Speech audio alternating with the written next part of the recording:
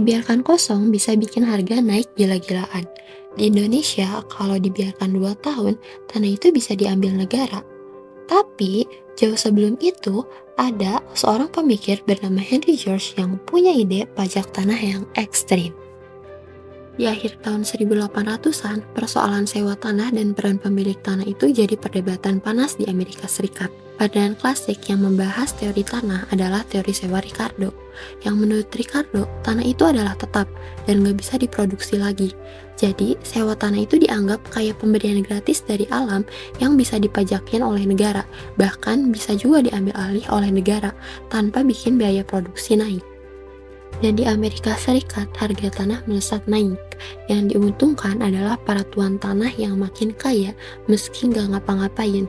Nah, Henry George, wartawan koran di San Francisco yang juga kritikus sosial, melihat permasalahan ini. Dia nulis buku anti tuan tanah yang membuat gerakan berskala dunia, yaitu Single Tax Movement, gerakan yang menjadi rival berat organisasi politik dan agama di abad ke-19. Siapa sih Henry George? Henry George itu ekonom yang lahir di Philadelphia tahun 1839. Dia sewaktu mudanya itu sempat jadi pelaut, pencari emas, lalu pindah ke San Francisco menjadi seorang reporter, editor, dan juga penerbit. Nah, di California pada tahun 1879, dia menulis karya besarnya, yaitu Progress and Poverty.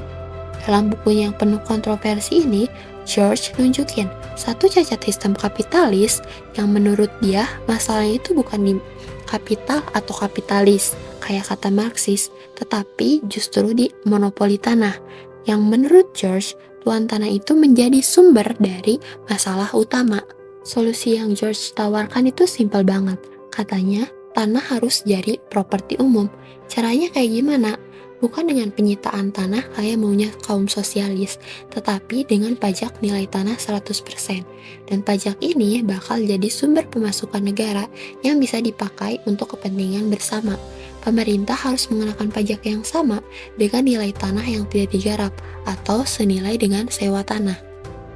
Setiap pemilik properti wajib bayar pajak sewa bulanan berdasarkan nilai tanahnya, tetapi bangunan atau tanah yang digarap gak kena pajak, karena menurut George, pajak kayak gitu malah ganggu proses produksi. Jadi, pajak ini cuma berlaku buat sewa ekonomi murni. Terus, efek dari pajaknya apa? Nah, pajak ini bakal menghapus keuntungan spekulatif para pemilik tanah kosong, sehingga bikin harga tanah itu turun dan tanah jadi lebih murah, sehingga produksi itu bakal naik, upah real ikut naik, gedung-gedung baru juga bermunculan, dan produktivitas ikut terdongkrak.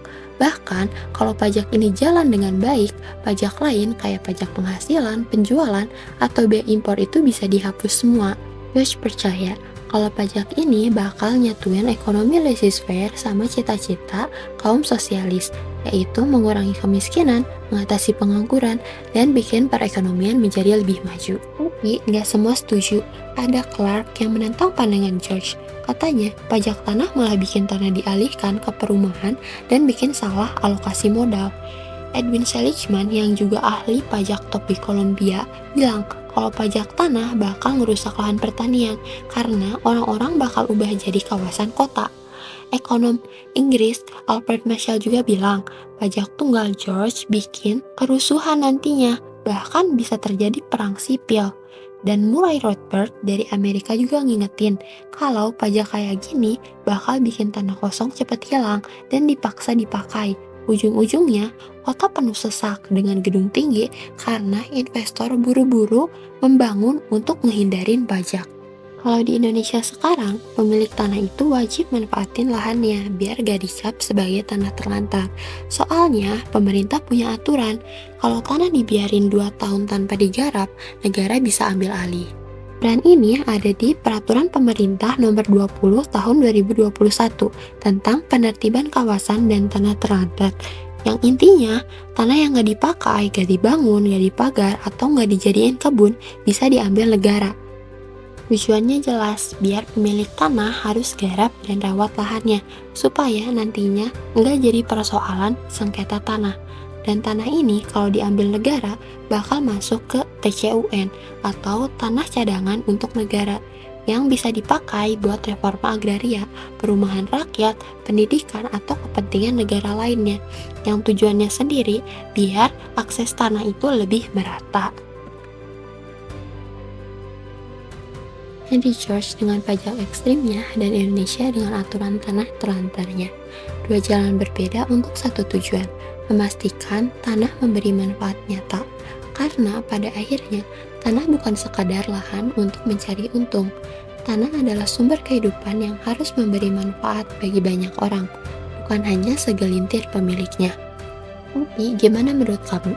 Cara mana yang paling adil? Pajak tanah ekstrim ala Henry George atau kebijakan pengambil alih tanah kayak di Indonesia?